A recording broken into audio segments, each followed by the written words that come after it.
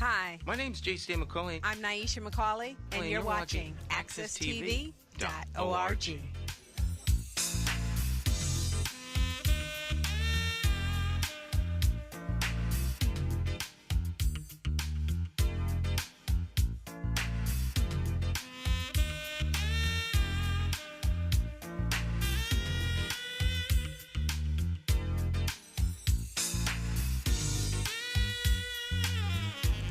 All right, my friends, once again, it is indeed time to get our talk on. It's Morning Talk with me, your host, J.C. McCauley, along with the champions of talk. This morning, we've got Dr. Maya Bowen and Luis Cacique Delgado in the house.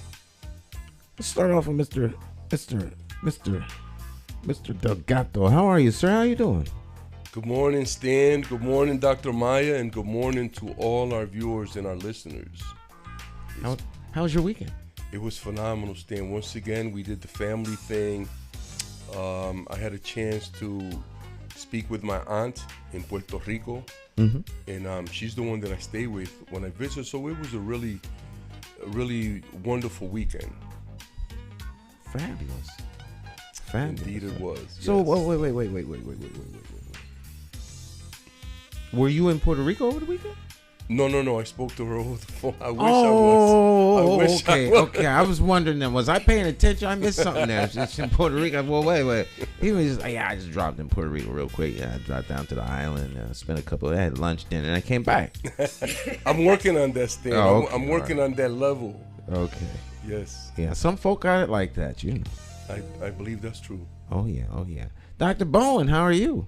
I'm pretty good. I'm enjoying the fact that as the days go by, we get closer to the end of the semester. We just finished up midterm week, and so the journey continues. And I'm looking forward to having some discussions with a few of my students related to what their strategy will be to complete their respective courses successfully. All right. So everybody's doing well. This is good. How was your weekend, Stan? My weekend was good. I had mental lockjaw as to what happened over the weekend on Monday when Jonathan asked me that. But Arjo had a special event that I was at on Saturday. It was really actually very nice. It was a Girl Scouts. Oh, nice. She's a nice. troop leader, and so the Girl Scouts are in Double Dutch. And her Nice. Girl Scout troop won some Double Dutch awards. So it was an appreciation banquet for the supporters of the troop and sending them out. So it was really nice. It was down at the Vibes Uptown. And it was nice. It Well, was really shout nice, out. nice Shout event. out to Arjo, Stan. She's been with the Girl Scouts for many years. Oh, yeah. So shout out to her for her wonderful work that she's doing with our young women, man. It's beautiful. Mm-hmm. Training them, bringing them, and being examples. It was a nice event. It was a nice event. Other than that, I've been doing very well. All is well. Very, very, very busy. Yeah, that's awesome. It's been real busy. As long as it's productive, busy's good. Yeah. I have no complaints with busy, but real busy. Yeah. Good. Yeah. You been busy? Yes, Stan, I've been busy. I've been busy trying to, keep my business going. And, while I'm on that subject, thank you to all of my supporters, man. And also my wife, man. She got a little bit excited, about the fact that, she wanted to do something. So she's trying to do something with some Mary Kay and some other stuff, Mm-hmm. So, it's a start. We got to start somewhere. Absolutely. Being in business. Soulpreneur versus entrepreneur. We had a guest on Monday. I like that word. A soulpreneur? Yeah. Yeah. She was saying that new businesses are, a lot of them are soulpreneurs, and which is not bad by any stretch of the imagination. But in terms of starting businesses that can employ people, that is not as dynamic within our community as I guess she would like for it to be. Because if we had more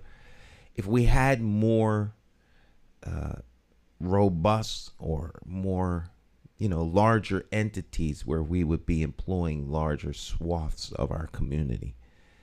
But I don't know. I don't know. I just don't know. Well, I'm so happy that you raised this, Stan, because one thing that I know is that I was talking to a businessman in New Britain yesterday, and he was telling me, man, he said it's really hard to do business here because you have to pay for a license for everything.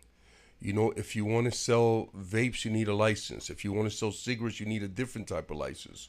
If you want to sell, different things, you need it. So the government they make it kind of hard, and so we have to look at how all these things are structured to make sure that they're being done in an equitable way, so we can start businesses.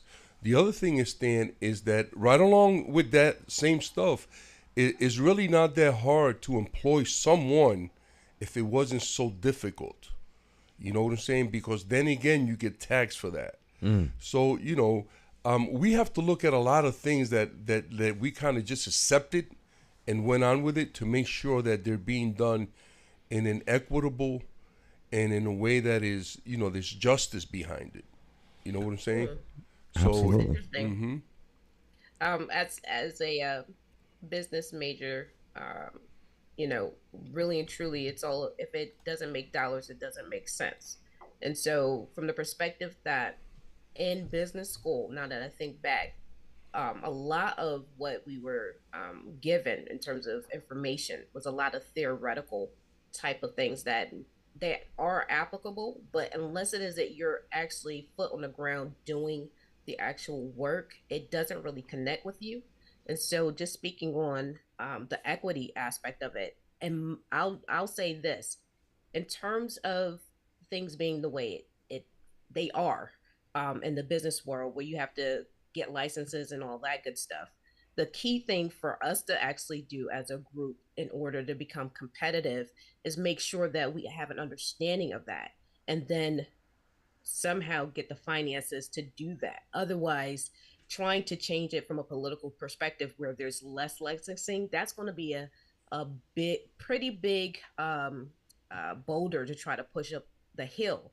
So, on the offset, given that things are the way they are, we have to have an understanding of how to maneuver in those specific environments in order for us to actually get our grounding. Otherwise, again, things aren't really going to change for us in terms of the equity aspect. As a matter of fact, per taking several, I want to say, workshops related to diversity, equity, and inclusion, unless it is that all businesses make it mandatory for all employees to attend these workshops, that thinking and behavior that follows is not going to actually sift through the major crevices that really do need to have an understanding of diversity, equity, and inclusion. Now, here's the thing: where it is that individuals don't participate in those specific workshops or professional developments, there lies the problem. Because if it's not mandatory for all,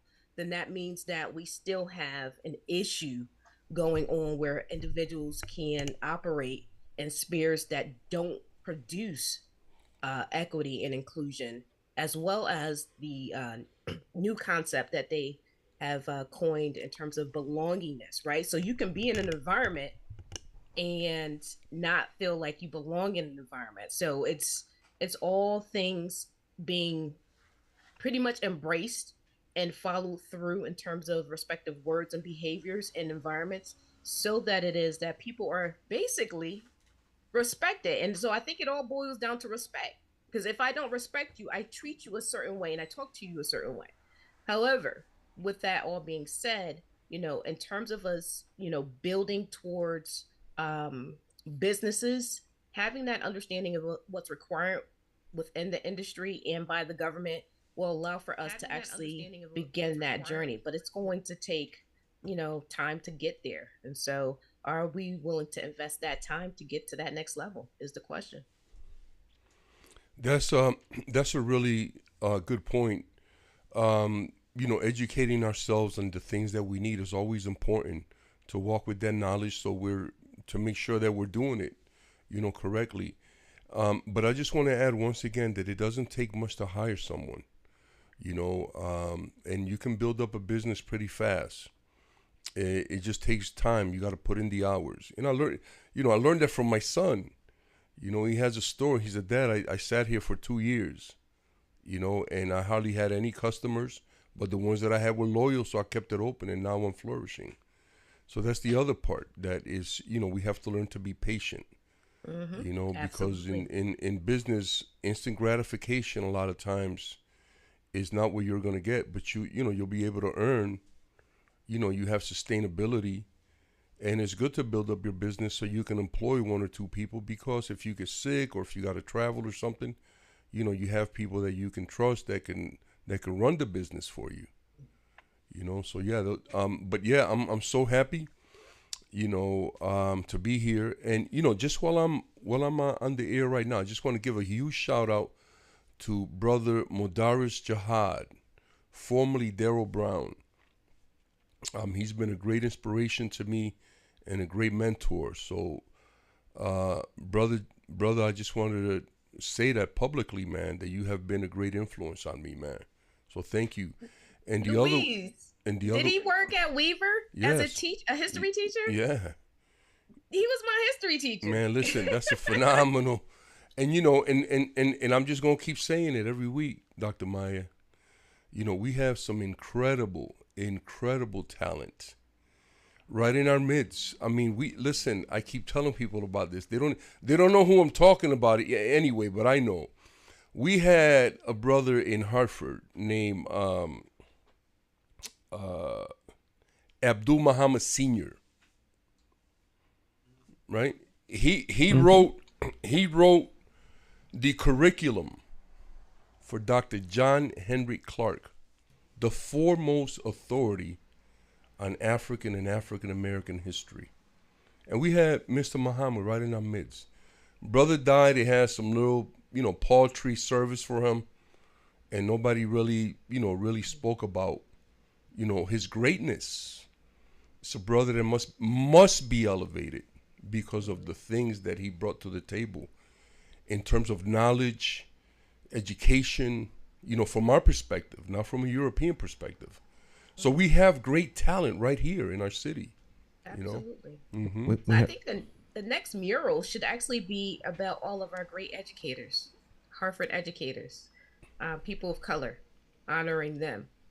I would say, I don't know how I feel about that word. Okay.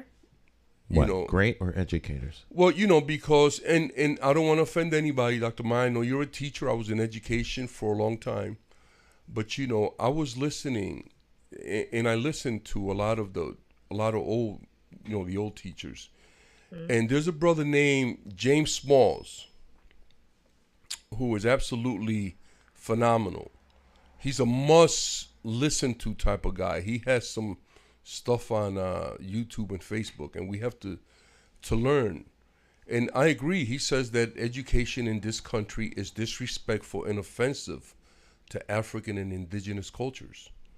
So I would say that I want to use a term where people that are not directly in education but are educating, are part of that mural that you're talking about. Well, absolutely. I mean, do you understand? Do you understand what I'm saying, Dr. Maya? I get the vein of thought that you're using in terms of changing up the concept. I view myself as an educationist, someone engaged in educating. The system, as it is, disrespectful. Yes, it is. However, when it is that we have a lot of power within our own households to take on many of the aspects of educating our own children per how it is that we would like for them to think and behave. We can't holistically blame the education system, because if we don't do our part, then we already know with the disrespect within that system what they are not doing. And so we have to fill in that gap. So we can't consistently look at the system as being the problem. What are we doing at home, is another issue, because they start with us. Our kids start with us. And so it's what we put in them in terms of a foundation that's going to make the difference, no matter what system they go into.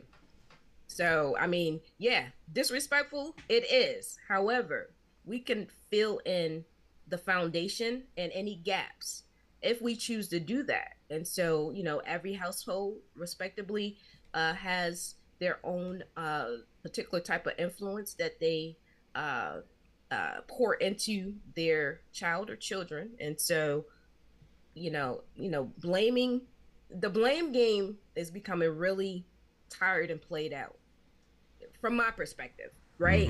Because if it is that one is not doing their own specific part in filling in gaps that they see that they have control of, then looking at outside forces as the problem holistically is not going to resolve those issues, because the system is bigger than us in terms of what they are designed to do. So, for example, a car is designed to take you from point A to point B based on its mechanical design and what fuel you actually use.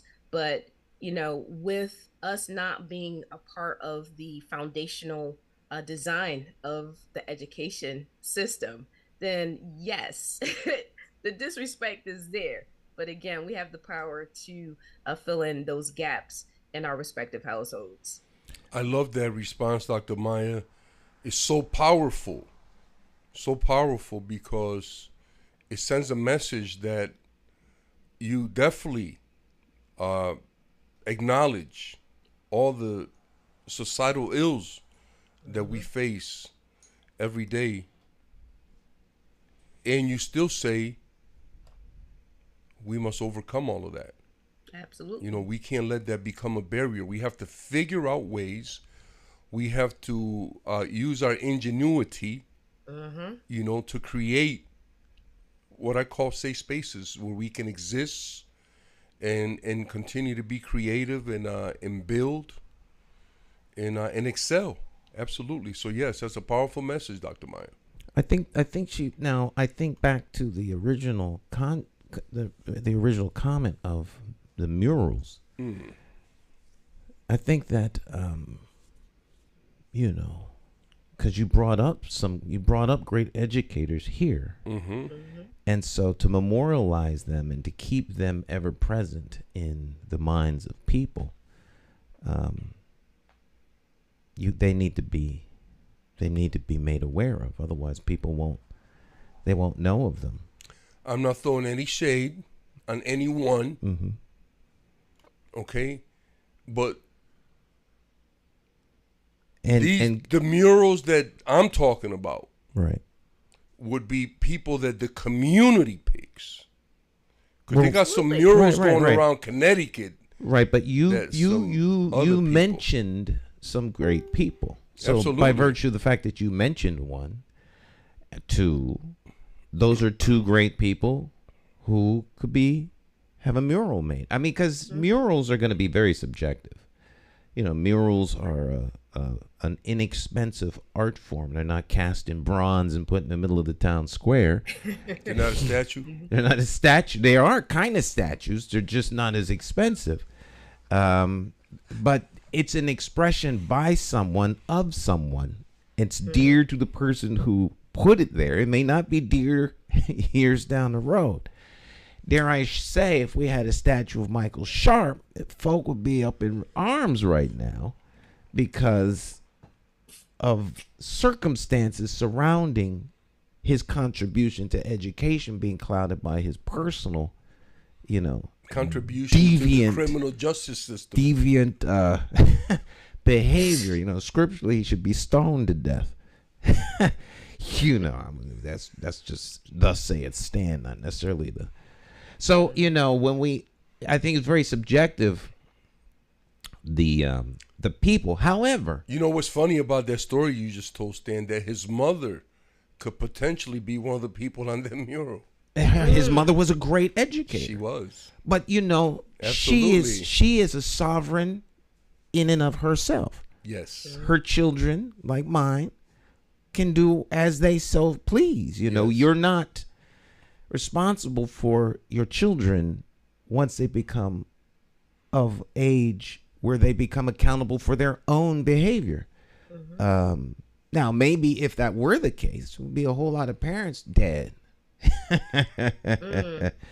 If you were going to be directly tied to the actions of your children. Don't go that far, Stan. Don't go that far. That shooter, you know what I'm talking about, Dr. Maya, that shooter? There's a parent right now. No, there's two of them. Right, the mom and dad. Yes, they're going to be held accountable because they didn't get her mental health.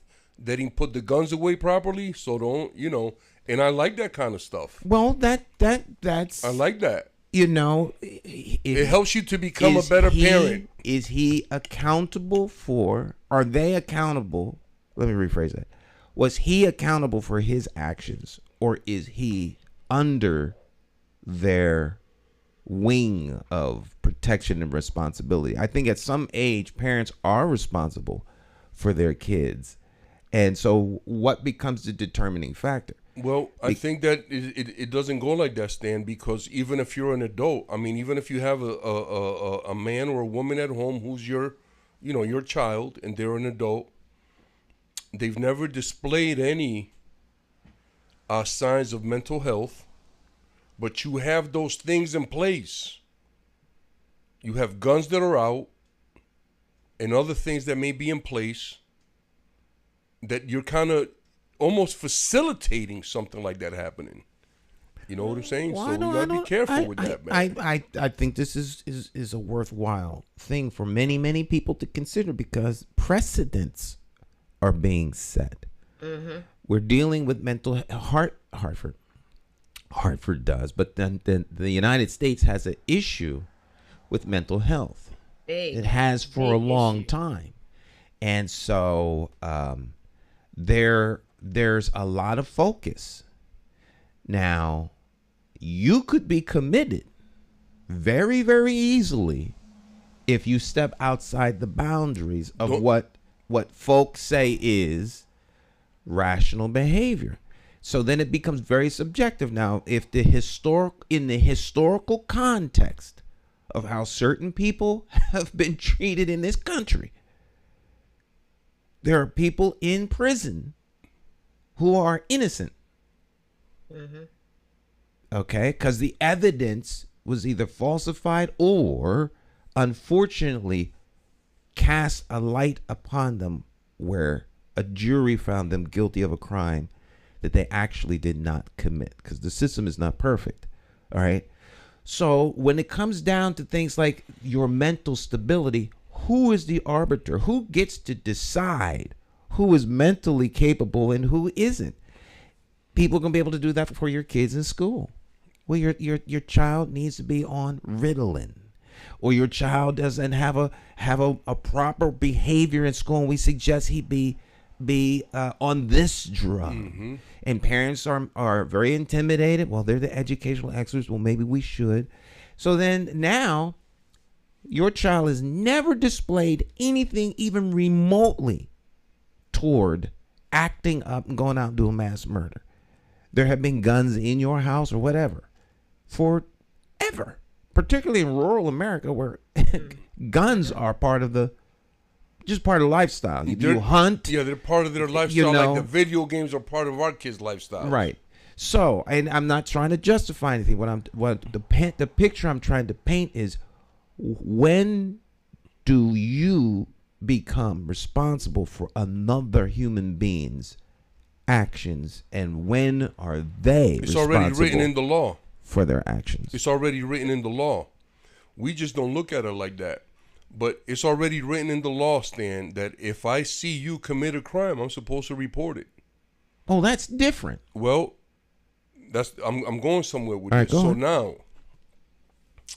if you have these things available in your house and, they're not locked up like they're supposed to be, and someone who's never displayed that kind of behavior goes out and does something, there may be, I don't know, I wouldn't agree with it, but there may be some ground where you could be held accountable for not having that stuff locked up. I know bartenders, bar folk are accountable if somebody what's the same gets thing? drunk in your bar and they go out and hit somebody. Well, you're serving them. Because you're serving them. And you know they're drunk. They had their limit, and you serve them, and you should be accountable for that. You know what you're doing. I believe that the people, it's like I always say with the police, if there's two policemen and one of them is committing a crime and the other one is watching, but he's not doing it, he's not doing nothing about it, the guy that's watching is worse than the guy who's doing it. Because the guy who's doing it is in it.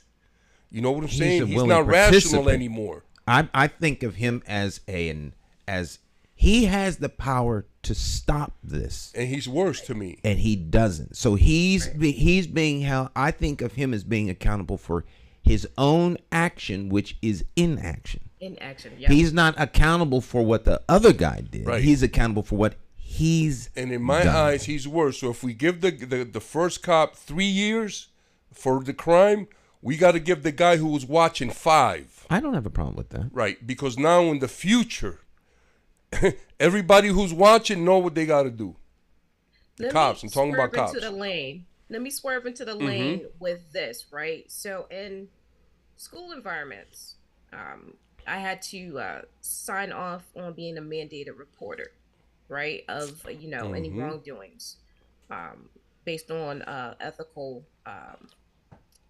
behaviors to be displayed with young children. Now, why is mandated reporting not part of the policing system? From a historical perspective, we pretty much know the answer, so that's really rhetorical.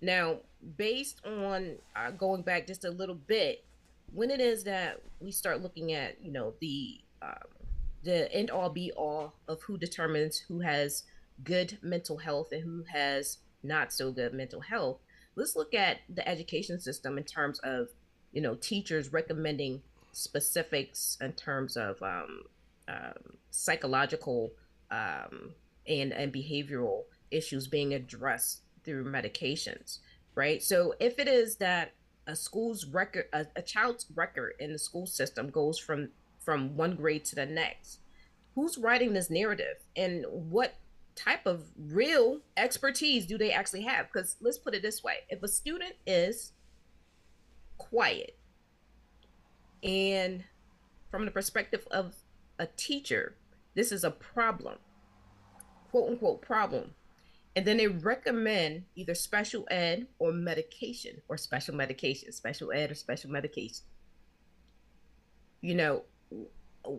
what gives them the real authority to actually do that? Maybe the student is just an introvert, right? Why is it that the extremes are doled out? Why is it that the individuality of the actual student not taken into perspective? Kids will be kids. You can't keep a kid in the seat for all those number of hours and not think that they're going to get antsy, right? They're going to get itchy. They're going to get fidgety.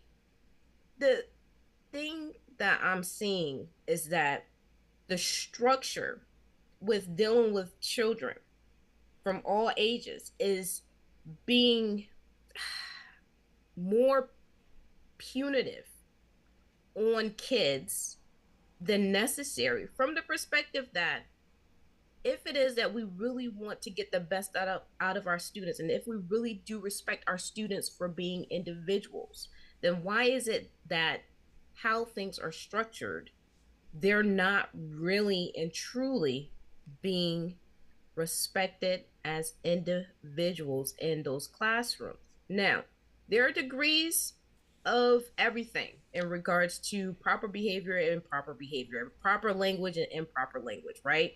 We know that. However, if we look at the foundational elements regarding how it's structured, it's really and truly to get them accustomed to a certain type of thinking and behavior. Jane Elliott spoke of this and I love this woman, it's indoctrination and not education. And so, if I'm going to have you to sit and be quiet for, let's say, 3 to 4 hours, we do a little activity, that right there by design is a routine that becomes embedded within how it is that students become socialized throughout the educational system and then transition into this work environment whereby pretty much the same thing goes on.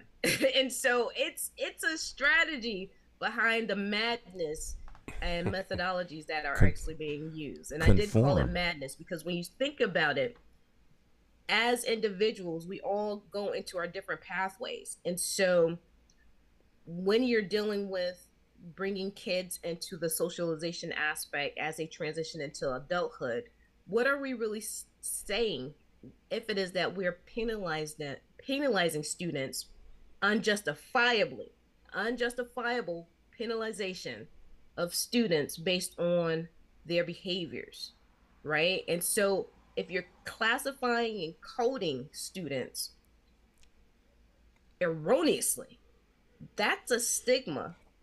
And then we start to see that they start to self-actualize sometimes, meaning that they become what it is that you keep stating that they are, right? So if you say somebody is mentally challenged throughout, let's say, 13 years of their, going through a system, if it is their personality, they have internalized that so much that they believe that and they start acting in that way. So it's a really thin line between how it is that happened to you too, Dr. Maya. Mm-hmm. Exactly what you're describing happened to you. It's a thin line between how it is that we see our educational system as this place where education or educating of our students is supposed to actually occur. However, we have to really start to think about what are they actually walking away with after 13 years of being in a system, right? Because they've been socialized as well as exposed to individuals who have either respected them or disrespected them, either physically or verbally, over the course of those 13 years. Or sexually. So, hey, physically, because you can't have the sexual aspect without the physical. So it's all inclusive. So no matter how it is that they have been impacted or exposed to certain things, we have to really start to think about how it is that we look at what is being presented to us. Because again, it's a huge system with historical foundations. And every time you roll back the curtains on the history of it, in 2022, it begins to make more and more sense of why things are the way they are. Now, the power that we have is to determine how to adjust for and make certain moves against what currently is that's too big for us individually to actually change. Now, here it is, we're in voting season. If anybody makes an excuse for not to vote, given that they do have the right to vote, then that right there is part of why it is we see certain things in play, right? So we can't negate the type of power that we have individually as well as collectively. You can't spell community without unity. And so when are we going to begin to look at self in terms of the power we have, and then look at how it is that we can link up with others in order to make a collective community effort to get things changed? That's a good question. Well, I think that when we learn our history, Dr. Maya, we get rid of the mystery. Okay. And so this is where I'm at with this. Okay. I've said it before on the show, education is nothing more than a farm system for the corporations. You know what I'm saying? We're not really getting educated because education is not memorizing stuff. You know what I'm saying? If that's what you're doing, then you're just repeating what other. It's like I say, if you're not reading every day, you're just repeating what other people say. So education has to be different. And in terms of these words, Dr. James Smalls talked about this. He said, "What is attention deficit disorder?" He said, "Those are words with a definition, and why do white folks get to give them that definition?" You know, many of us have a different definition. So for the of sake what that would look like. right, so for the sake of discussion, what would you call what they call attention deficit disorder? Well, I think that first of all, I wouldn't label it like that. I would have to think about that. You know what I'm saying? Because there's a lot I talk about this on the show all the time, creating our own language. You know, what would that look like for us? What would that look like? I got something for that. Okay, bring it, sister, bring it. I call it being easily distracted, right? Let's put it this way, especially in this world of technology, we've got a lot of things drawing our attention in different directions, right? And so think about it in a commercial segment. So you might be watching a TV show, just as an example, and you've got, the commercials that come on, and then you get back into the actual TV segment that you're watching. Now, think about how we get things in kind of like sound bites. Boom, boom, on to the next. So one story is this, boom, nothing really unpacked to the fullest extent. Then you got something else coming up. Then you got something else coming up. Then you throw into social media where you've got little snippets of people posting this, TikTok. There's so many things that are impacting how we are able to manage our focus, myself included, right? So think about it. We're accustomed to being getting our deliverables from the perspective of the microwave, right? 2 minutes and it's done, right? But at the short and long end of looking at it, right? Instead of, really just saying, oh, they've got attention deficit disorder. This is psychological warfare.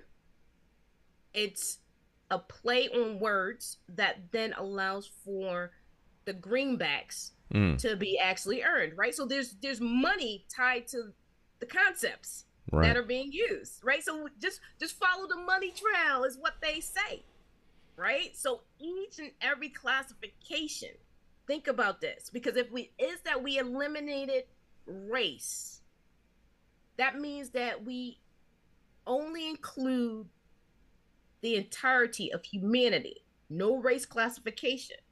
But then how would that impact the money? This is why these classifications exist. Right. Money. Follow the money trail. But at the end of the day, it's a certain behavior. So if we're talking about how someone is behaving or what they are doing, because someone calls it a particular thing, it's just a way to communicate thoughts, ideas, and notions. Mm-hmm. Calling it something different doesn't change it from what it is. True. But if you classify it, as you mentioned, particularly if it's a disorder, you can now come up with the justification to use a corrective measure, which is going to cost money, either in the way you approach individuals or in some sort of medication that you can give them. At the end of the day, they're unfocused. And so a better teacher could find a way to get them focused. Mm-hmm. But, every student isn't the same. I don't agree with that at all, Stan. Well, there is no such thing as a better teacher. There is a such thing as a better teacher. It there absolutely is. There, we may not, we get into semantics. So you don't want to classify one teacher as being better than the other. That's cool. It's not that. It's just that it doesn't matter how good you think a teacher is. The only thing that matters is how effective they are in getting that information out to the students. So if all the teachers in the building are white teachers and they're effective, we can keep them. No, but I think different. semantically, semantically, Lou, you're saying the same thing we're we're saying. Right. So you're just calling it different. You're just calling it a different thing. Some teachers. I'm using indigenous, Afrocentric ideas to describe what I'm doing. All right. Well, you're using the words that you know and the ideas that you know. Right. So in Stan's world, some teachers are not as good as others. No one's going to get me to change my mind or back me down. Some teachers don't belong in a classroom because they are. You can call them whatever you want, Lou. They aren't teachers. They're acting in the role of a teacher in a classroom before students. Doesn't that sound better? If that works for you, it's just semantics. We're not going to call the dog. This guy his mouth around my neck. That's not a dog. It's a canine. Now, if you talk to it differently and call it something different, maybe and then the bite on your neck could be less intense. No. We're going to get you there, Stan. Both of these phones are exactly the same. They're the exact same phone. They were created equal. They're created equal. Yeah, but what's in them is totally different. Because this phone is they're both mine. But I put different things in them.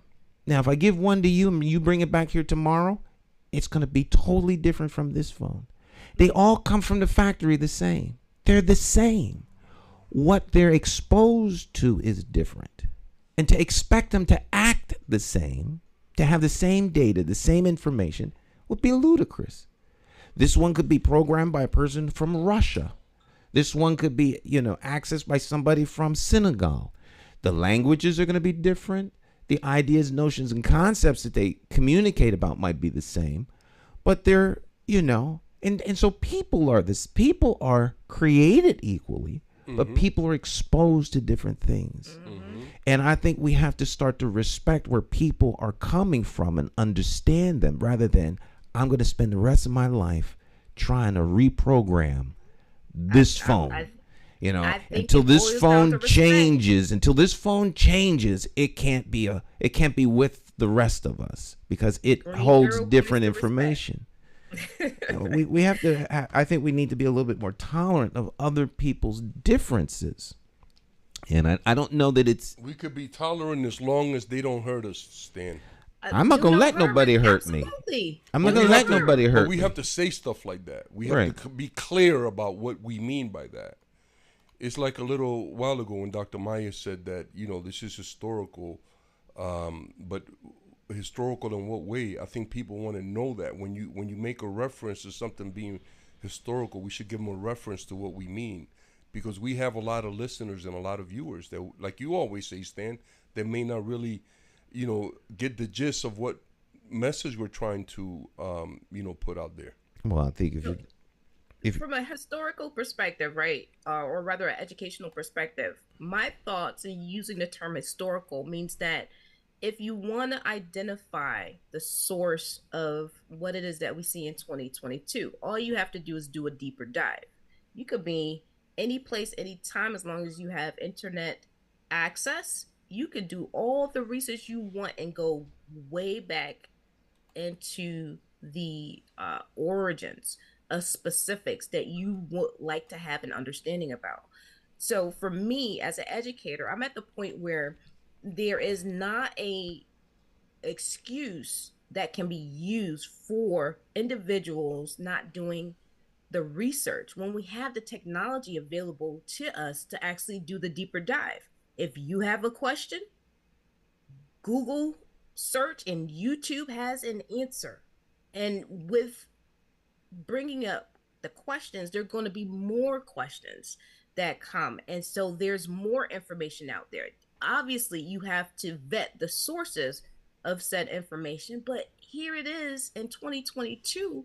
How can we, throughout society, continue to really make excuses for not having the information that we seek if it's actually currently in the palm of our hands via the technology that we have access to?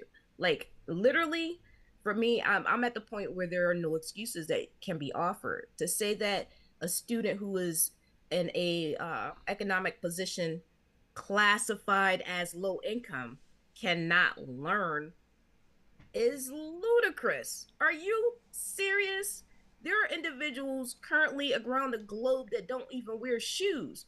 That, again, I'll use the example, know multiple languages. So for anybody to say that people, yeah, poverty is an indicator quote, unquote, of your intellect. Can't learn is ludicrous. They've been learning from the point when they were born and being exposed to things and growing up around their respective influencers, parents, family.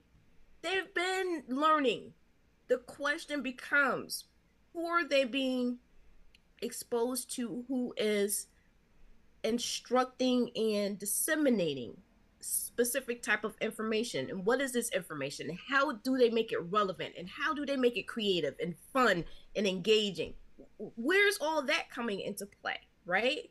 Because if it is that you're boring me half out of my wits, you're boring me out of my seat. And so this is why my behavior is the way it is, because you have not presented me with what it is that I need from an individual perspective now, because every student is different. We cannot think of our students as being a monolith. None of us are a monolith, right? And so if it is that we are really and truly making sure that our students know that they are respected and valued, then we should treat them as the individuals that they are. They're going to have differences. Yes, as educators, we have our duties to disseminate the information. It's how it is that we disseminate the information that is going to determine whether or not it's effective dissemination or ineffective dissemination of information. Now, the role of the student is very important as well, right? They could choose to do their homework, or they could choose not to do their homework. We all have choices to make on a day-to-day basis. So altogether, everybody has a role in this. And so no pointing of the fingers can really come about, because, if we try to analyze every single student, that would take a whole lot of time, a whole lot of resources. But knowing that effective dissemination of information to our students is the goal, and never placing the excuse that they cannot learn based on certain conditions is an absolutely must do. Otherwise, here's the thing. If I'm saying, oh, they can't learn. If I'm an educator and I say a person can't learn, I'm in the wrong field. Plain Absolutely. And Well, I think what you've described, in my never to be humble opinion, is the better teacher. And just like there's better doctors, better mechanics, better sculptors, better painters. Some people are better than others, whether it's because they've had opportunity to be exposed to get the better tools, the better, everyone cannot lift 100 pounds. Some people can lift 200 pounds. I'm not one of them. I mean, just there are limitations. It is to the advantage of the one with the limitation to know what they are for their own good. I benefit from knowing what I am not good at.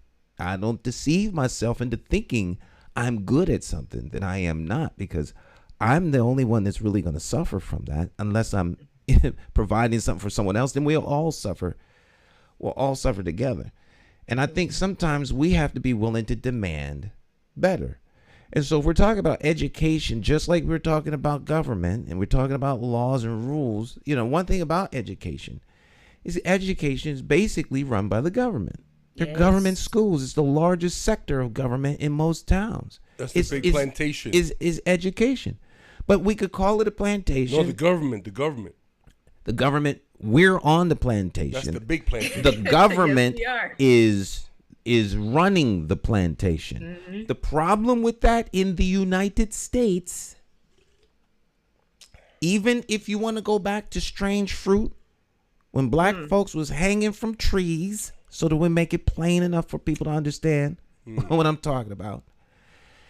Even if we go back and look at the history, as of right now, 2023, what's today's date? October the 26th one day before my little sister's birthday.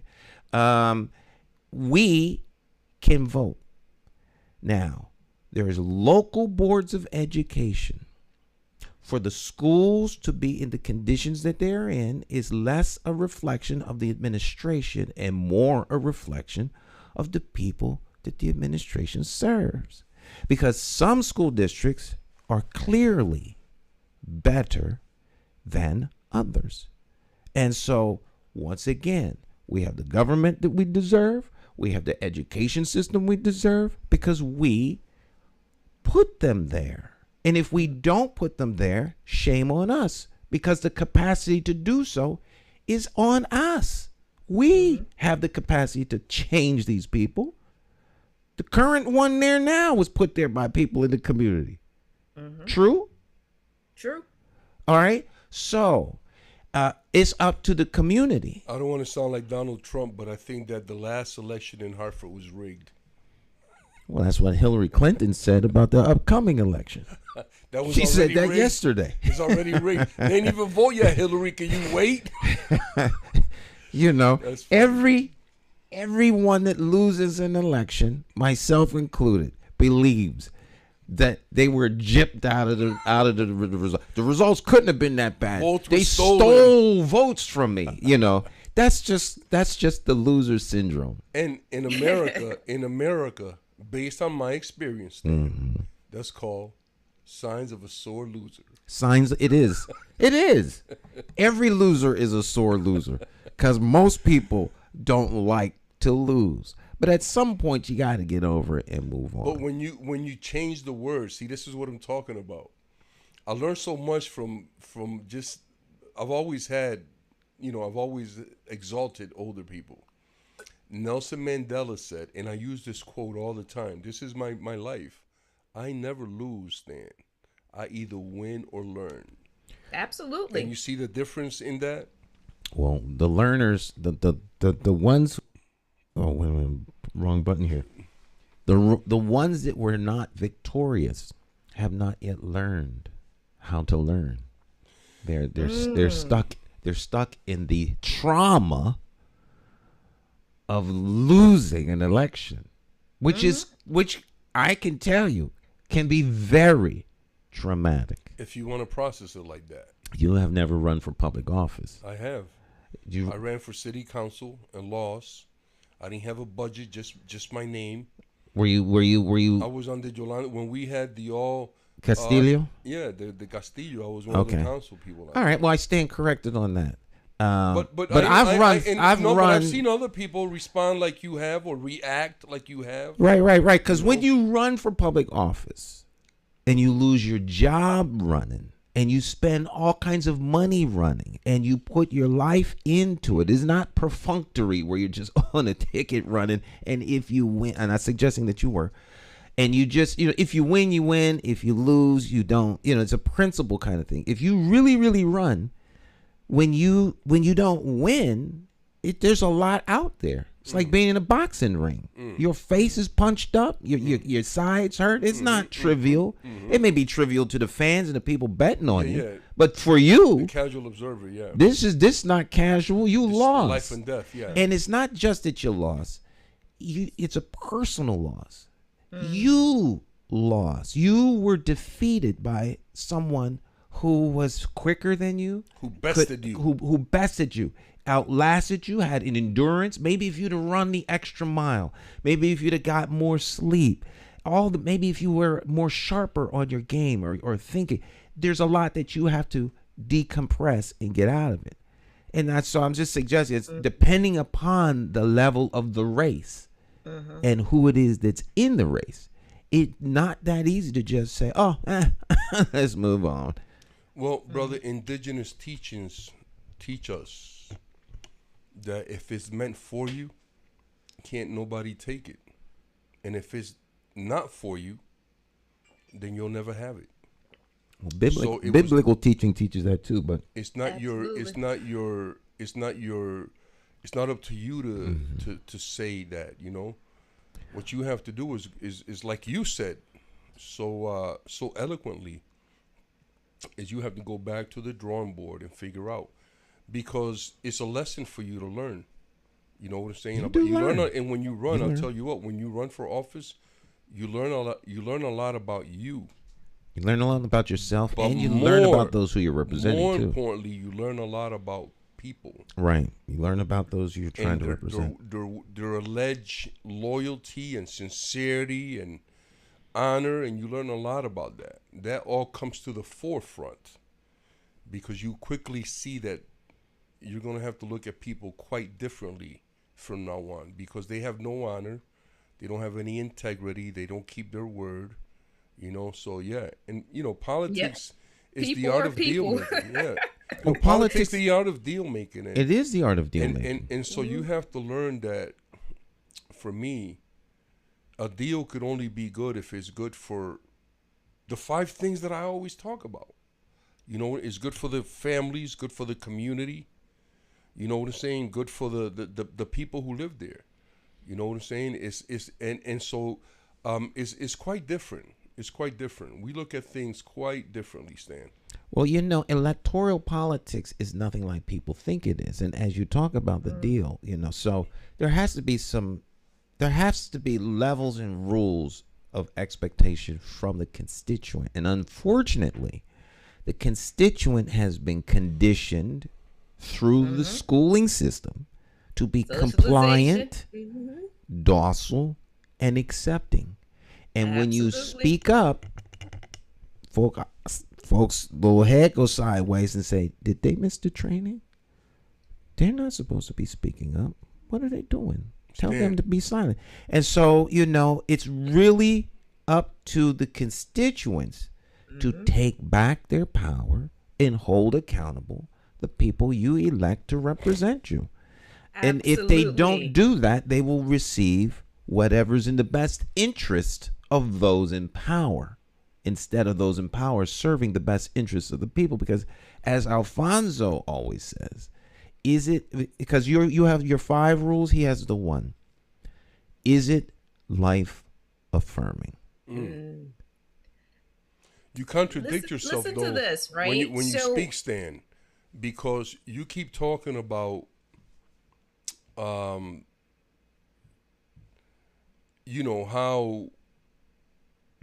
you can do this and you can do that, but that I read I think it was in Dr. Joy DeGroove's book, or one of the books that I read, that a comedian quoted something. He says, we're not free, we're loose.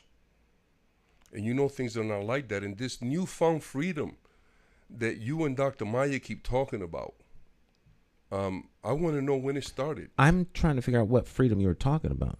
Well, you keep talking about doing all these things like we don't have any obstacles in the way or anything like that. And I want to know what that's all about. Can I say this, Lou? Of course, Lou, yes. The power that resides within individuals is something that is referred to as like a locus of control. We have control over certain things. Well, hold on a second, Dr. Maya. Listen to this. Stan is talking about that, right? But and you contradict yourself a lot too, because you keep talking about that, but you're saying the same thing. You know that from the womb, you're being trained. You're not being educated to do certain things. So how can you expect a different outcome when the training is for this? But you keep talking about like we can do this and this, but you've been trained your whole life to behave, to think, to speak in a certain way. Well, then why aren't we speaking that way? We are doing that. That's exactly what we do. There's my point. No contradiction. There is when you're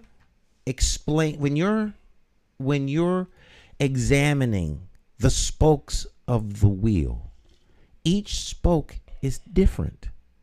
Together it makes up the wheel, but each spoke is unique. And so there are different lanes, there are different avenues as one talks. There's the system, but the system is built on something. The system is built on being placed into it by an electorate.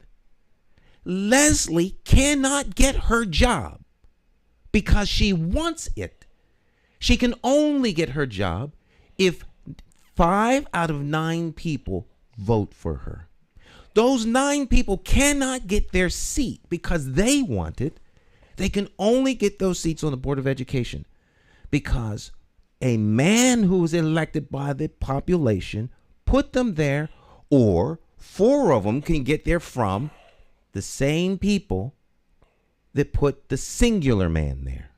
Now, these people, if their only course in life is to wind up like they have been trained, then all of us can just go on about our business, go get us a coffee and a donut and call it a wrap. Isn't that what's going on right now? No, that's not what's going on. That's what's being attempted. You're the one, along with some of my other friends, talking about the Great Awakening. You cannot have a Great Awakening if people aren't coming to some sort of realization that they need to step up out of the training that they're talking about. So don't sit there and talk about how, because someone has been trained a particular way, they're somehow cast forever in that light, because that's just not true. And that's not what we're presenting. So when we talk about those things that are, it is not to say that we're being contradictory because we acknowledge them. You have to know what's wrong in order to apply the fix. And the fix is much easier than rewriting the Constitution and tearing down the structures of the military and getting rid of the prison industrial complex. What you call it, the fix? The fix is simpler than all those things. The fix. The fix. Is that like capitulating? No, a fix is not a capitulate. I don't capitulate when I fix my flat tire. I repair what is damaged. Capitulating is the system like your flat tire? Is that a good example? Not for you. For me, it works. I'm just asking. It Yes. works for you. Okay. It actually, I think it's the best system because the system is just that. It's no different than this phone. It's just a phone. It's not grand. It's not great. It's a phone. It's just a system. Haiti had a system. It has imploded. There is no government in Haiti. One day the Ukrainians were walking around drinking coffee and tea on the promenade. Next day, Russian missiles are falling on them. Their system is imploding. The United States system, to some degree, is imploding. The system is not sacrosanct. It's just a means by which to accomplish things. And you can sit back and complain about what's going on, or you can try to affix. You could try to apply a fix to the system. The system doesn't work from the top down. It works from the bottom up. That's just the fact of the matter. But if the bottom up people don't do anything, then the top will roll down on them. And then they sit down and they sit down and let it happen. And that's what has happened. Right. And now, if you let that happen, so be it. If I come to your house and go in your refrigerator and eat the food and dare you to say something, then you won't have any food. I will. Right. At some point, people have to get tired of being walked on and rise up. That's what happens on the plantation. The plantation folk get tired. I think it's called and they run up to the big house and they burn the house down and kill everyone in it. A la Nat Turner. This is how systems change. They don't change because you are mad. They change because someone got up and made a change. No one gives up power. Is a change a fix? A change can be a fix if we're talking about redirecting the ship. We don't get rid of the ship. We're not going to take apart the ship here on the open sea and let it sink. We're going to have a mutiny and take over command of the ship. But we don't get rid of the ship. The ship is the system. Right. It is not mad at anybody. It's just a machine. Who's running the machine? It's not that deep. Who's running the machine? We've got to, I tell my students this, right? So there's the KISS strategy or mnemonic. Yeah, keep it simple. Keep it strategically simple is what I tell them, right? Strategically simple. I like those words better than this. Strategically simple. Strategically simple, right? And so, where it is that our conversation has really gone in so many different directions, which is a beautiful thing. I start to think about Monday's guest that Jonathan had on, Miss Faye, and she pointed out that even civics is not even taught in a lot of school systems. But think about this. All things are politics. We'll talk about my tea being moonshine. I'm sorry, Dr. Meyer. But this is not moonshine. It's orange folks, tea. And he's drinking it in the mason jar, just like they do in them shows. That's because I've been colonized. The only thing they'll let us drink from is an old jar.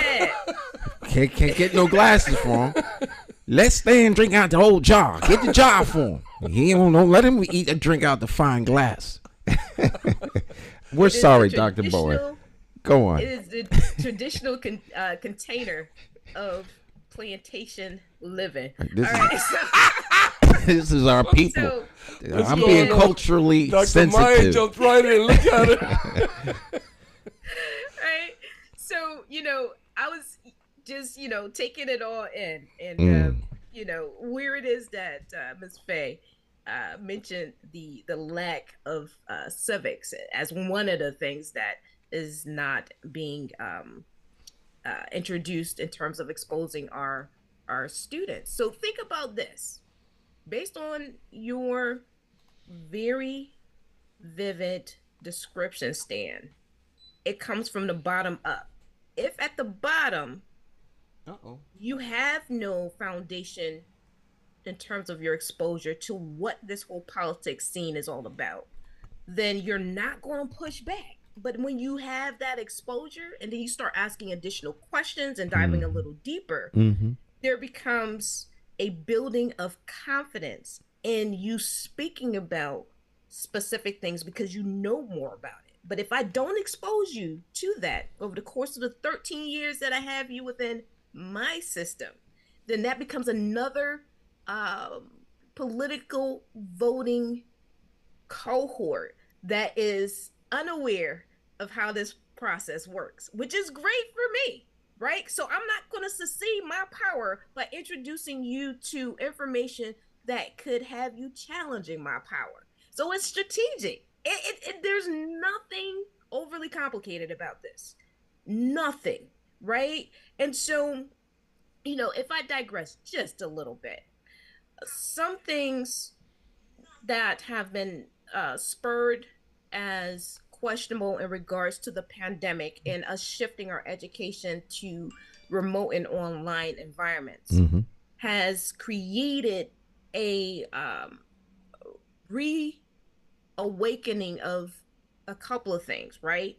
Do we resolve this issue or solve this issue through remediation, or do we use accelerated training / learning techniques in order to get our students back to a level whereby the learning gaps are closed up? And so I found in Newsweek a article in August of 2022 stating that, in Nashville, they're using what's called an accelerated scholars program. With this program, it allows for intensive tutoring to go on with students for 30-minute increments, 3 days a week with the same tutor, right? For consistency. Now that is a good process. Consistency is key. Now in North Carolina, they've used $10 million of their pandemic relief dollars to actually establish a similar program where they are engaging 500 tutors to be linked with 4,000 students. Now here up north in Massachusetts, they've created a statewide strategy called the Accelerated Roadmap, which means that district leaders, principals, teachers, basically those that are going to play a role in this whole educating process, will allow students to be more geared towards grade level work from an accelerated perspective to get them back on pace based on the pandemic. So it's acceleration in terms of the process and not remediation in order for us to actually bridge these gaps.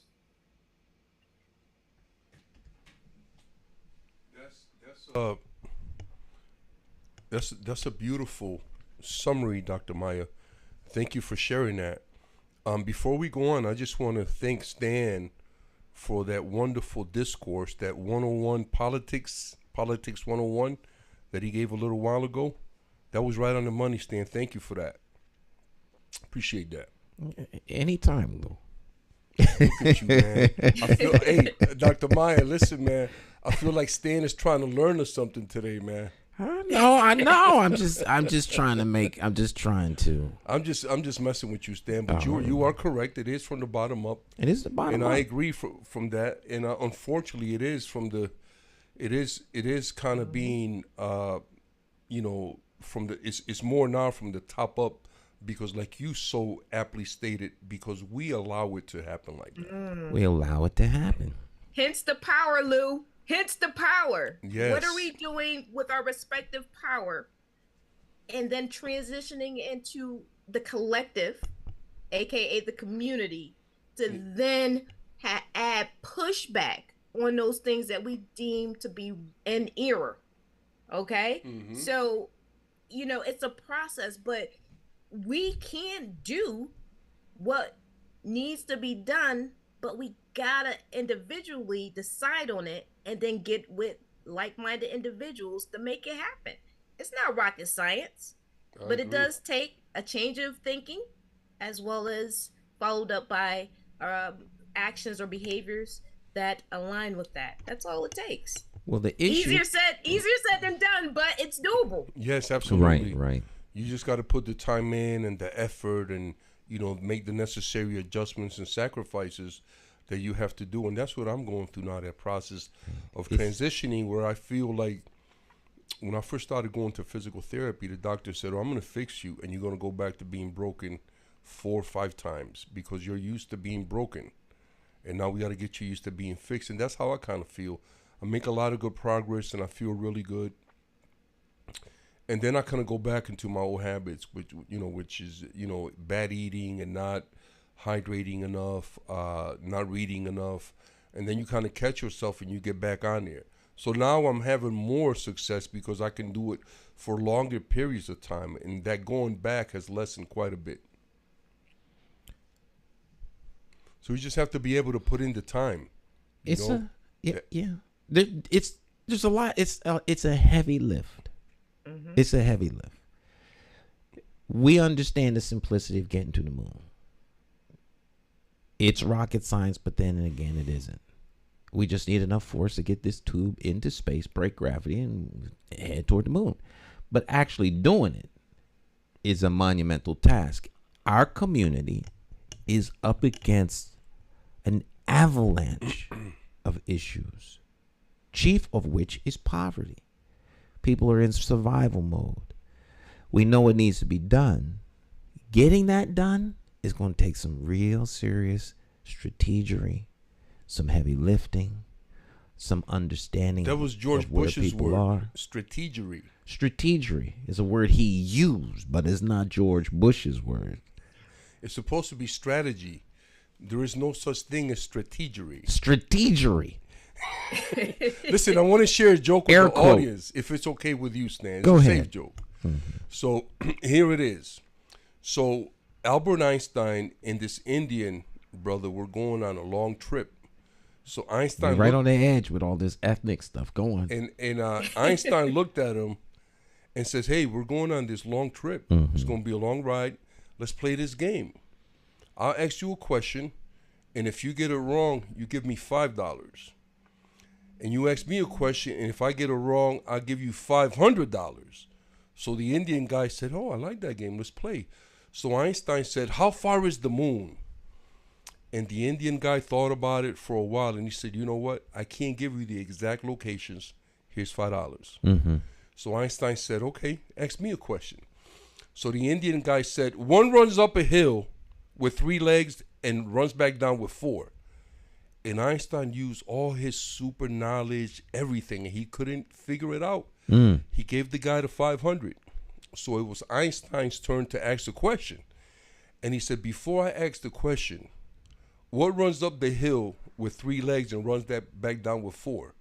And the Indian guy reached in his pocket and gave Einstein $5. So he didn't have the answer. Yeah. You like that, huh? Wow. You can't ask a question that you don't kind of sort of have an answer to, especially when they're doing a Well, riddle type thing. all them rules was not.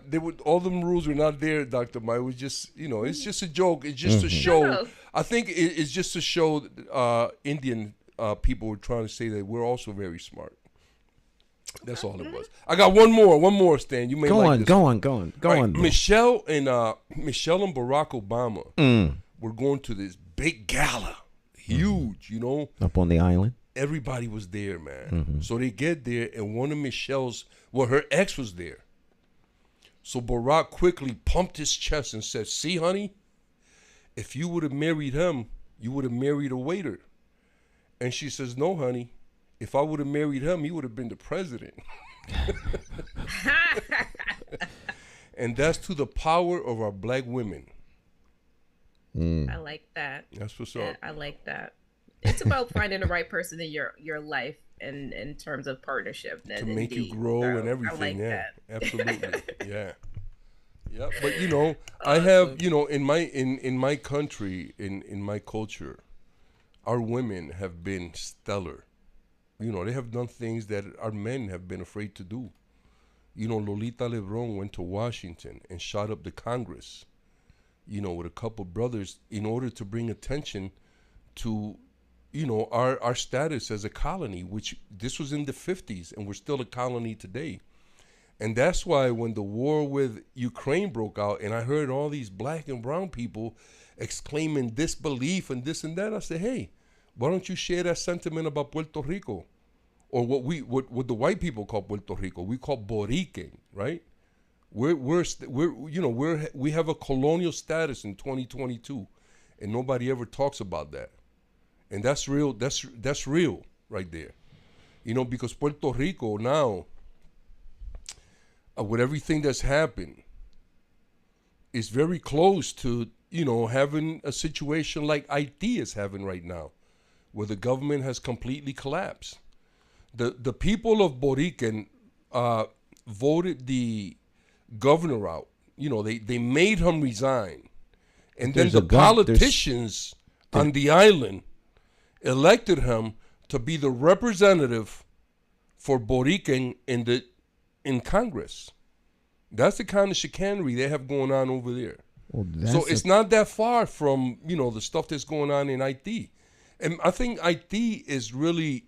they put the magnifying glass because they want to bear pressure and shame on that country because it's a black country, not because they've done anything wrong. Don't forget that Haiti was the first country to get its independence from France, and they had to pay millions and millions up until recently back to France for the money that they allegedly lost because of the sugarcane trade. So they're getting reparations from the people that they doled out that they enslaved, diabolical acts on. Right. Isn't that? But don't go too far. Don't go, sister. Don't go too far. What about the Queen? What about the Queen of England when she died? That's a. I heard black people from Hartford talk about I like the Queen. Oh, I'm so sorry she died. There are people that like the Queen. You have to respect the fact that they liked the Queen, Lou. You don't have to like her. It's not that. It's just that she is directly responsible for the deaths of millions of black people around the world. As is. You know what I'm saying? And we have to be more. The United States government has bombed countries into oblivion to save a nickel on a gallon of gas. Lou. I mean, all of us got some. And they're saying that the reason that they killed Gaddafi, the reason they killed Hussein. Was because they wanted to change the denomination from the dollar to the gold, and the United States killed them because the dollar is not what protects the dollar now is oil. It's not gold anymore. That's why we're over there. Yeah, that's that high level stuff. Mm-hmm. But we have issues right here in Hartford that we could actually work on. Well, and I think that by bringing some of these issues out, like what I just spoke about, right. It kind of helps people see the United States in a more realistic view, and not the United States because you and I are the United States. Right. You know what I'm saying? But the government and corrupt officials that are doing these crazy things in our name. That should be enough to get folk upset Right. and excited about change. But you said something I thought was very interesting, if I heard you correctly. The people of Puerto Rico ousted the sitting governor. Yes. I remember when that happened. The people rose up and spoke. So someone else must be sitting in that seat. Yes. But you said that the politicians sent the ousted leader, the governor, to represent the island in Congress. Yes. The corrupt politicians Yes. got together Yes. and voted to send him. The corrupt governor there, yes. So it would seem that the people did not really facilitate a change of the system. They just got rid of one of the system operators, like putting a new spark plug in. Well, you know, this happens a lot, Stan. I've seen this happen here in Hartford and all over the country, all over the world, because I follow this kind of stuff. But it just takes a lot of effort. It takes a lot of energy. It just takes a lot of sacrifice to pull off what was pulled off, and then to sustain it. There we go. You need Sustainability. millions. I mean, listen. First of all, a lot of the stuff that has gone on with Black Lives Matter in this country, they're saying that was funded by two white billionaires, the Koch brothers, right? But there was a point before, because what happened to Black Lives Matter is, once one of them got hijacked by the government, they send that out as a blueprint, and they hijacked all. Look at what happened in Hartford. Black Lives Matter is totally like ineffective. Where are they? Because Luke Bronin and Jason Thody made a deal with them, and then they didn't keep it, and now they're out there. They're like in the desert. You don't hear about them no more. You don't hear no protests. You don't hear nothing. Well, I don't know enough. I don't know about the inner workings of Black Lives Matter. Well, I'm just saying to that speak they, intelligently on it. But I would suggest this: Black Lives Matter was doomed from the inception because it was a reaction. Reaction is not a plan for sustainable, ongoing success. And that's the point that I'm getting to. Right. When we have these things, there's never a plan. There's like one goal. We're gonna get rid of the mayor, and that's it. And then once you get rid of the mayor, there's nothing else. Right. The mayor's out, but what was the plan? Who are you gonna put in there? Why? What was the follow up? Right. So I was watching. I got up about 5 There's this no morning. strategery. There is no strategery, brother. That's correct. So I was watching. This is another thing that we got to be careful of, right? Because I was watching this clip this morning, and it was some white men talking, and they had pictures of Clarence Thomas and what's his name, Herschel Walker and Candace Owens, and people like that. And they were saying that what they do is, white men were saying, look, we have to take the intelligent ones and pluck them, because we don't want a leader developing in there that's going to cause problems. So we pluck him, we educate him, and we make him feel like he's one of us. And actually, because of the contributions that they make, he or she is one of us. You know what I'm saying? But we know who they are, and we use them to do the dirt. When I was in New Britain, the superintendent used a black woman that I knew to try to do harm to me. And then she said, then she could sit back and say, it wasn't me, it was her. And that's what they do. Look who killed Malcolm. So we have to be careful with all of this stuff. Politically speaking, Stan, I will stand on my words that I'm not convinced that the current electoral system that we have in this country at a local, state, and federal level is in the best interest of black and brown, in the best interest of people. But particularly, I'm speaking about us black and brown people. But I don't think it has the interest of anyone that is poor. You know what I'm saying? Or even middle class now. Whatever those things are. It just doesn't work. Interesting about it doesn't that, work. Here's the thing, right? So they say that there's like this top 1%, top 3%, or whatever the case may be. So that means that there's 99 bottles of beer on the wall, which consist of individuals who are not in that category. And we make up the majority of the individuals that actually have the eligibility and right to vote. And so if it is that the 99 are not making their um their wishes known and then backing it up in order to become more of a voice for the change or the shift in policies and practices, then that we can't really point the finger to us or other factors. Really and truly, again, really taking ownership of self, becoming a part of individuals that are similar minded, like minded, or where have you, will allow for things to actually begin to change, right? And change doesn't happen overnight per se, especially when it's a dynamic change. When it's a shift of power, that doesn't happen overnight. But change can come about with the right types of components being placed at the right time in the right place and actually having a plan for sustainability, right? So you start something, but how are you going to keep it going? If it is that, for example, I'll use our youth as an example. Are we training up our youth to become the next politicians in Hartford? We'll start with Hartford. Born and raised in Hartford, I am. Okay. So I wasn't groomed to be a politician. Now, it could come from the inside in terms of our households, or it could come from the community that you have been exposed to. Where right now is that happening? In your grouping of individuals, in your sphere of influence, Lou, who are you all shaping in terms of the youth to become the next politician or group of politicians, right? Have we begun that? Because if we're not getting our younger generation prepared to take over specific types of roles within the community, then who and let's put this out there, white groups are, who are we really blaming? Who's the fingers being pointed at?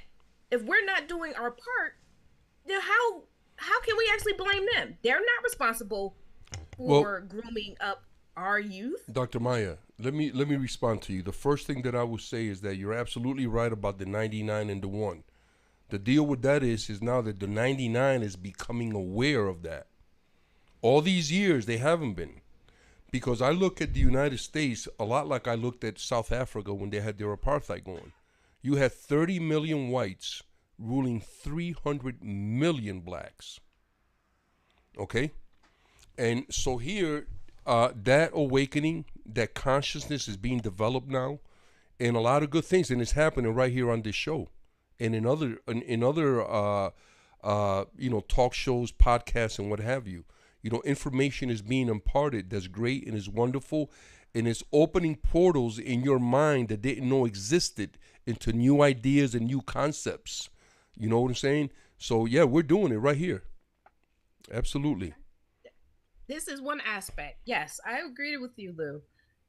But again, in terms of a consistent community effort, we need to be doing more. Well, right? we're not doing that, Dr. Maya, because we've never done it. So we're building that. We have to see what that looks like for us. I keep talking about that. What does that look like? It takes, let's start simple, strategically simple. Gather up youth who have an interest or may not know that they have the interest, but gather them up, have the conversations. Right? It has to be consistent. It can't be a one and done. That doesn't build consistency, right? Relationships have to be formed and it takes time. And this is pretty much a no-brainer for many, maybe not so much for others, but it's going to take time. If it is that we're starting off with these conversations for kids that are 7, 8, 9, 10 years old, and keep that momentum going. By the time they turn 18, guess what? They can begin to engage and becoming part of city council, and all other types of political type of arenas. Now, if we haven't done the preparation, we can't expect that they would have an interest because we haven't done a job to expose them. How does one person or anybody get a natural tan, they have to be exposed to the sun. If we're not exposing them to the sun, they're not going to be tanned, or rather ready to be passed a baton, if it is that we would like to pass a baton, for them to start to run their leg of the race. That's a key point right there, Dr. Minor. I've been involved in, I'm 62. I've been here since 1967. I've seen a lot of stuff. And one of the things that I spoke about on the show and in public is that we need to start grooming our children, for those jobs. Now, I would be contradicting myself if I was to say that I would like the politicians to educate and prepare our youth for the next generation, because we have a bunch of nobodies and a bunch of crooks and a bunch of corrupt people. I wouldn't want them educating anybody. But what I would say is that we need to start developing leaders, not necessarily in politics, but just in general, people who can lead in any direction. You know what I'm saying? We have to start changing the language that we use to identify our needs. I don't need no politicians. I need our people to be in leadership and be effective. Because we have people in Hartford that are right now are not effective. They are in leadership positions. They're in leadership positions, but they they're not leaders. impact our community in a Right. very negative way. But Right? So, Lou, yes, Dr. if Mike. we change, here's the thing. We're in a system that uses certain words. If we change our wording that does not align with what system that we're in. So, for example, I'm in IT, but if you used a car mechanics terminology and tried to apply it to IT and it doesn't fit contextually, then we're not going to be speaking the same language. And so I don't speak understand the where same you're language saying, now.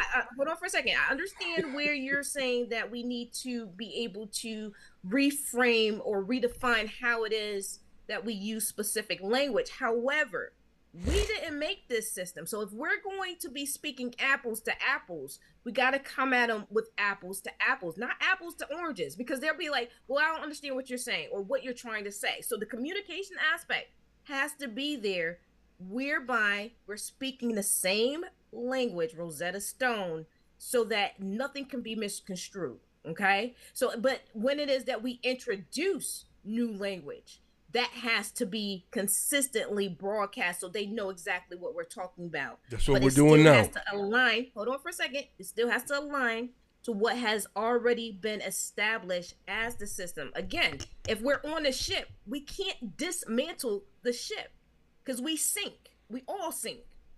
But the introduction of change in order to redirect the course of the ship has to be there. But we've got to be speaking apples to apples and not apples to oranges. And a lot of times what ends up happening is that others will say that we're speaking apples to oranges to them. And so we have to understand where it is that the system is communicating from a contextual perspective, and then convey our messages accordingly so that we begin to change the direction of this ship. Otherwise, we're just adding distractions that don't talk to the actual core components or elements that we're trying to address and write. And that's a wonderful commentary, Dr. Maya, but I don't subscribe to any of it because I'm not interested in aligning with any system. I'm interested in building, in continuing to build and create the system that I've already started. Well, I You know what I'm saying? And I'm doing okay because in terms of communicating, the system that we have now does not communicate with us. So if we create another system that doesn't communicate with this one, what's the difference? We're still not communicating. Okay, so let's use the poster child for systemic change. Well-financed, loved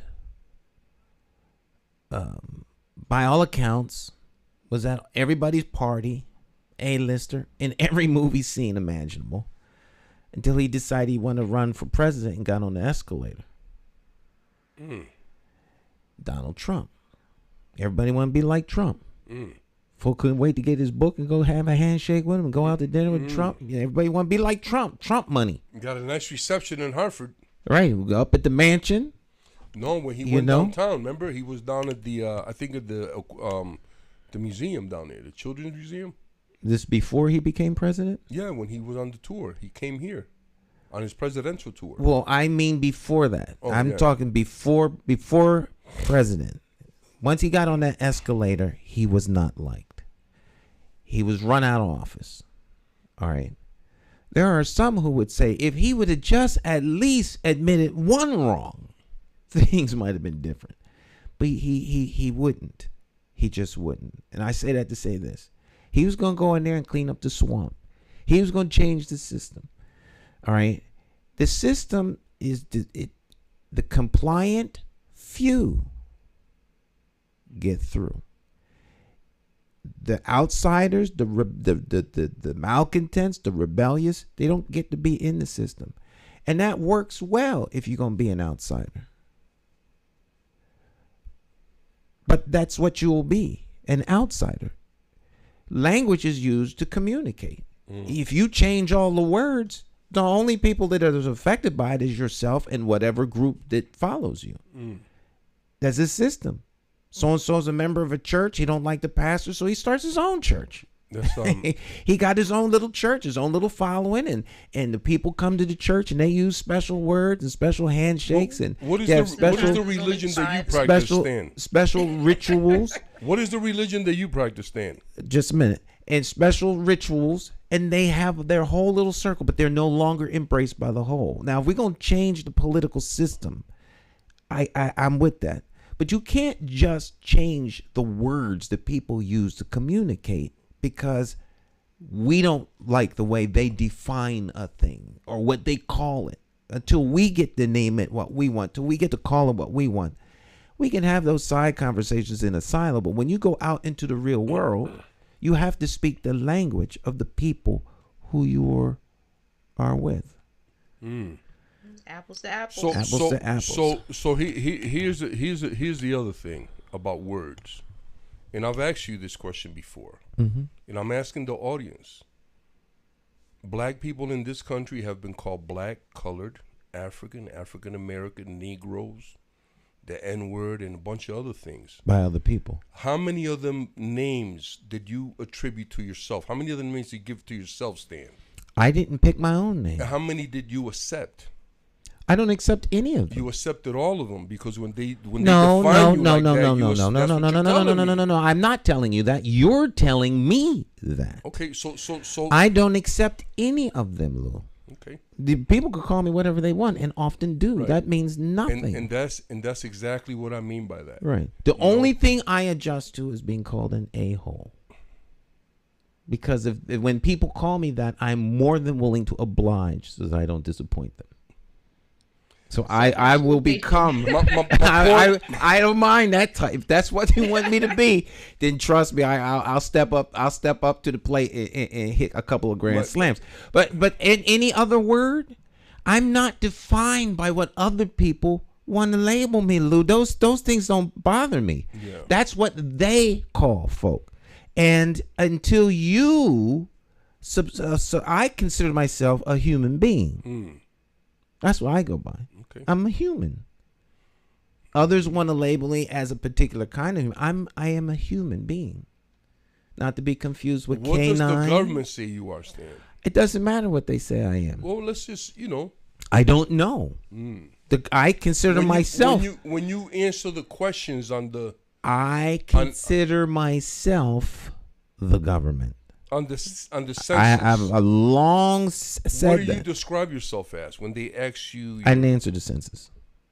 When you fill out a form that has the ethnicity or race, what do you? The one that they select of options is black. And do you accept that?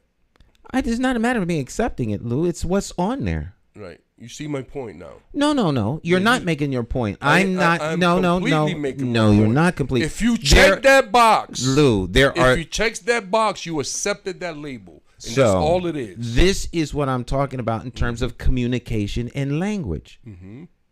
Okay. If I don't accept the word, caliente is the word for hot, right? Yes. I don't speak Spanish. So there's a whole language that is rich and diverse that communicates the depths of ideas and notions in Spanish that English can't touch. It's much more expressive. Right. So I am at a disadvantage because I can't communicate. I don't know how to speak that language. So it would behoove me, if I'm going to be around people who speak Spanish, to be able to communicate in their language. That doesn't mean that I accept it now somehow. You're learning to grow, not to survive, and it's different. Lou, the system has selected for the benefit of people of color a way to identify you from the majority population. Now, next week it might be brown skin. The next week it might be people of color. You know, I've heard other people say that they identify as human. Why don't we ask the government to put that as one of the options on the form? Because those things I wouldn't waste my time trying to get human on a form. I have better things to do with my time than that, because it makes no difference. Well, don't you want to know?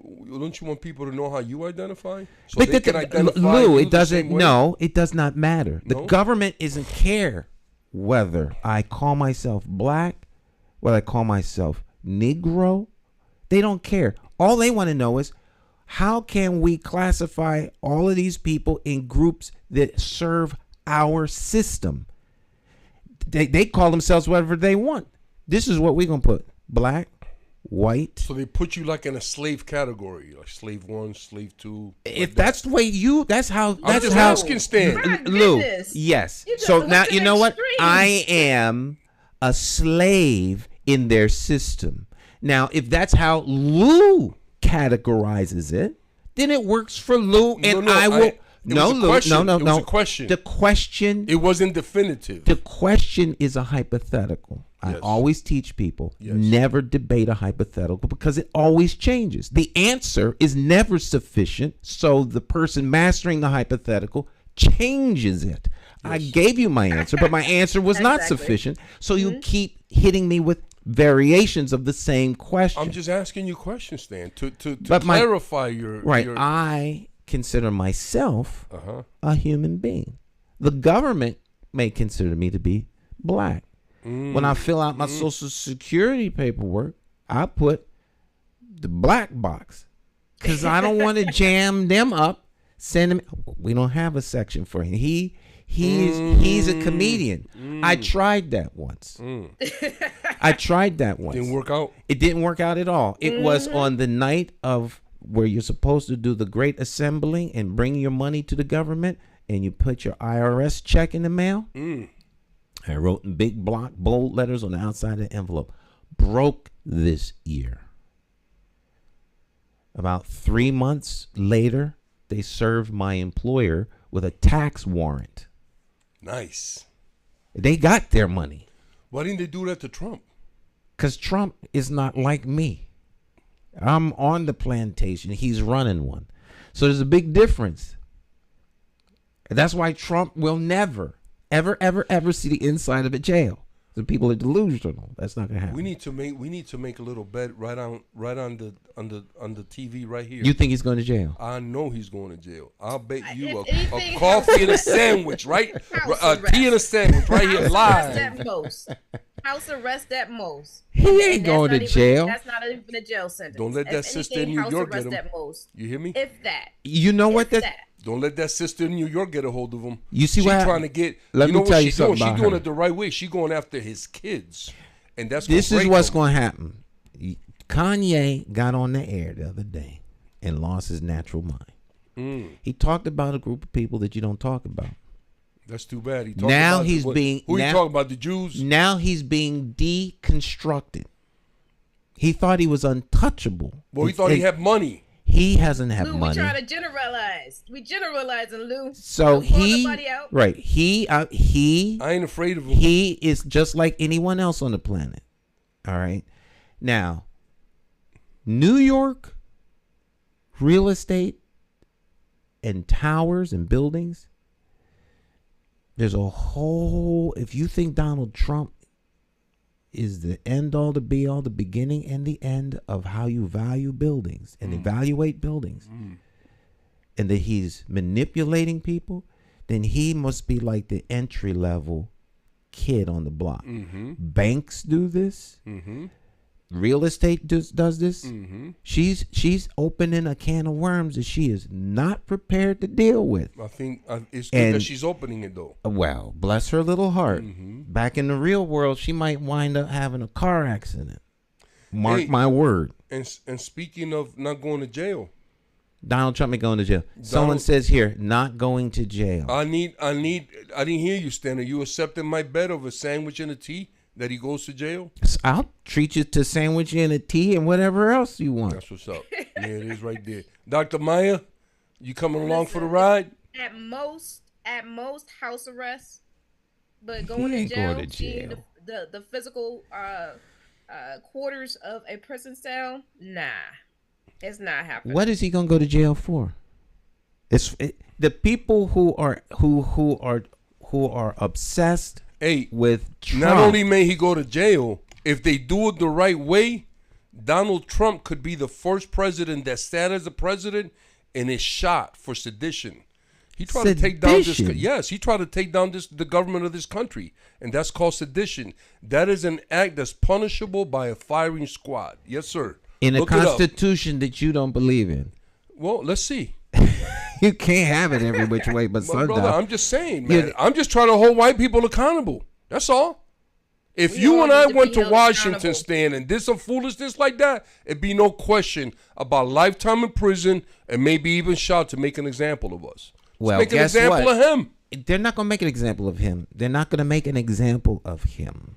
And all this freedom talk, and I can't believe you're saying that, man. I'm not here to defend Donald Trump. If Donald Trump was guilty of something, right? Because, of course, they're trying to get him on some sort of New York real estate. Anything they can get him on, they're trying. His charity foundation. Okay, so the charity foundation. Now, if they're so hard to try to get Donald Trump, what are they waiting for? Just go get him and put him process. Well, you know he has no. I'm talking about January the 6th, Russia, whatever it is. If he's guilty, it seems to me that there's a whole lot of people want to see him underneath the jail, but they keep moving the bar to find something. People are mad. White people are mad at Donald Trump because he's a crook and he's accusing them of stealing. That's what they mad at, Stan. He's a thief. He's a crook. Distraction. You know what I'm saying? Distraction. Yeah, that's all he is. That's what they mad at. They're not mad at him for stealing. They know he was stealing, Stan.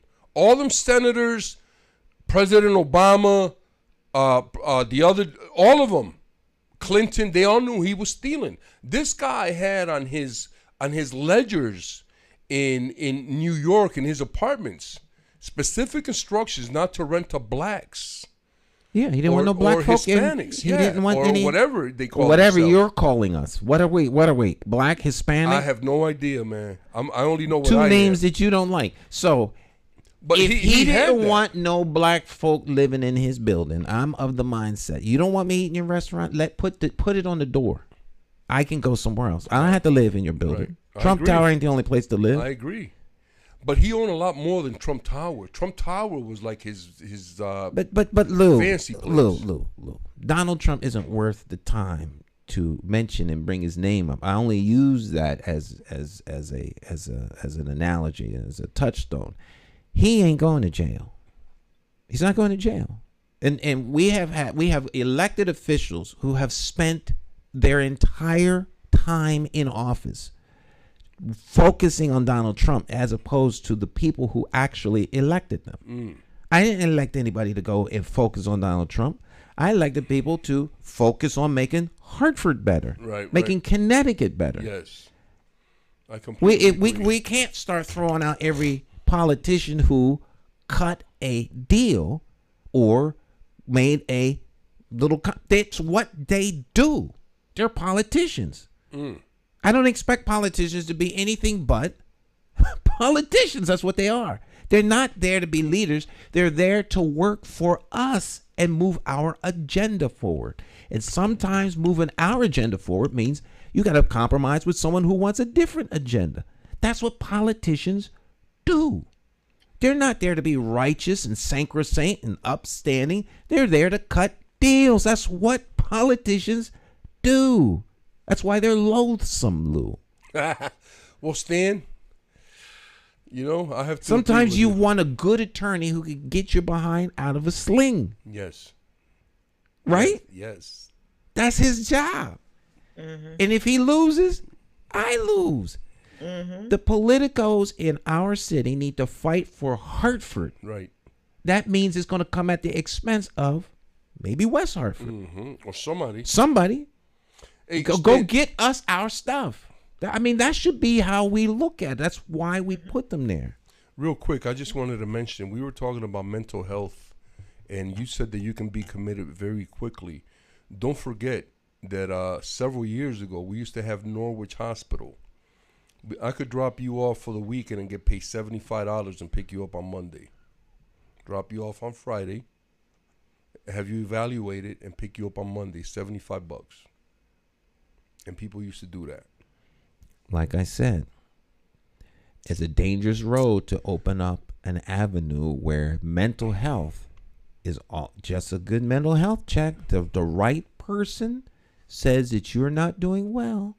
A mandated reporter says you're not doing well. You'd be evaluated. And next thing you know, you need to calm down, Mr. Delgado. Calm down. We're gonna put you.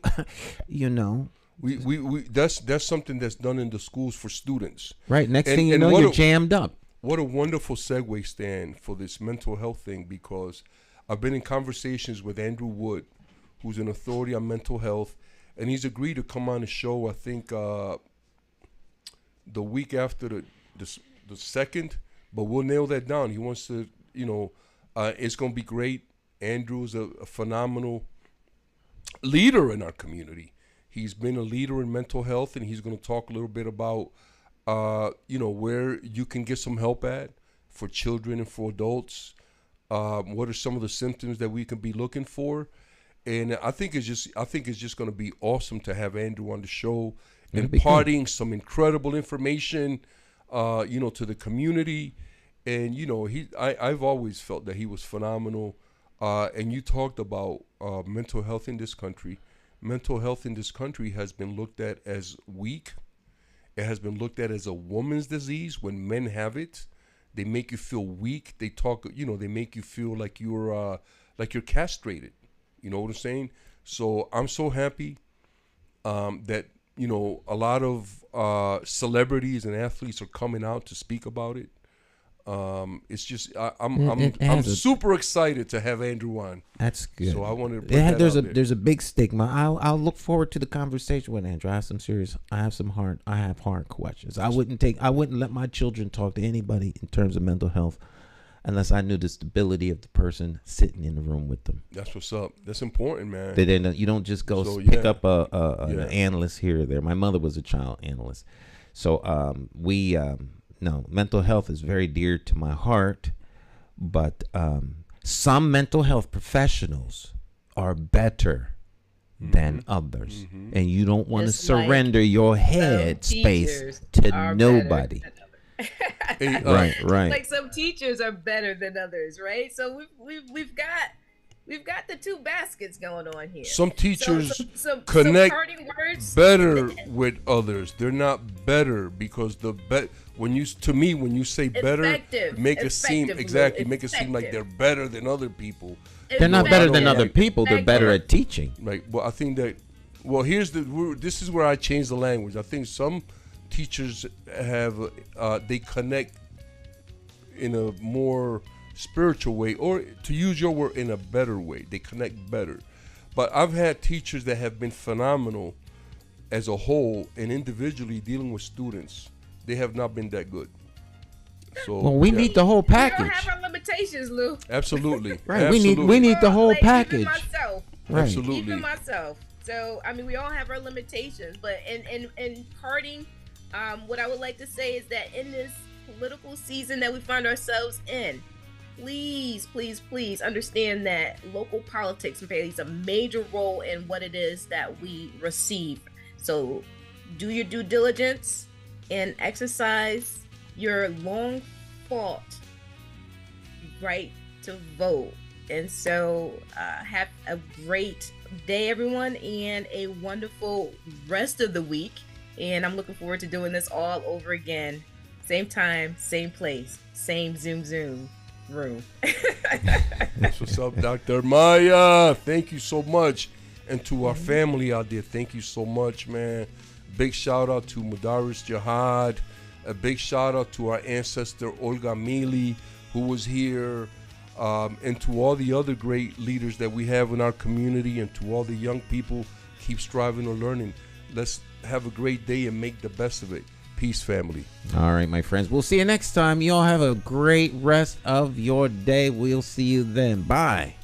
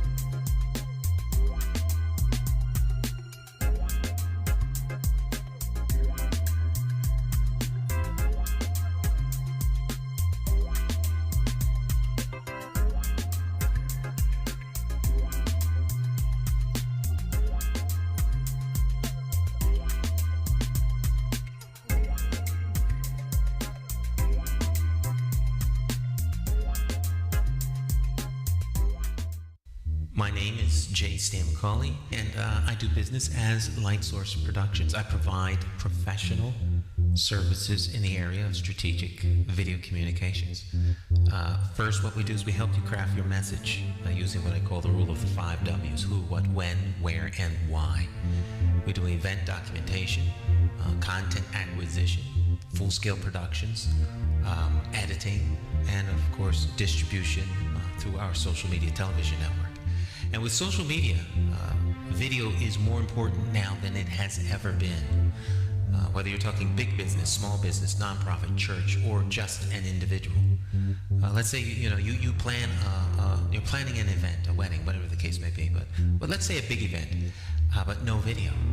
You spent all this time, all these hours to put this event on, and maybe 100, 200 people attend the event. But more important than that is that thousands could attend by watching it on social media. But of course, you don't think about this until after the event is over.